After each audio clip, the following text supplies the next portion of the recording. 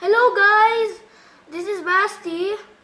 I'm gonna turn raw egg into rubber egg. So first step, put the egg into the cup.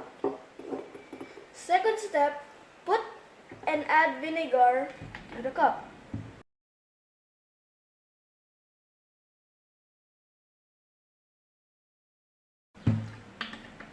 The last step, you shall wait for it to be rubber for 1 day.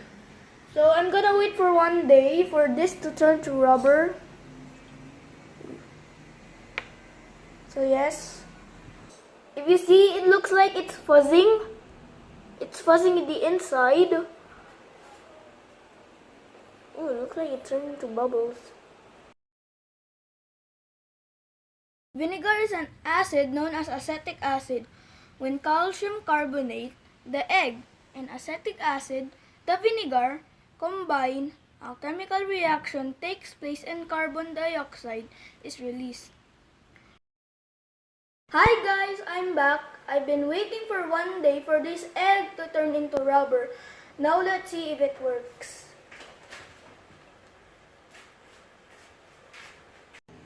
So here we go. Wow, it turned to rubber.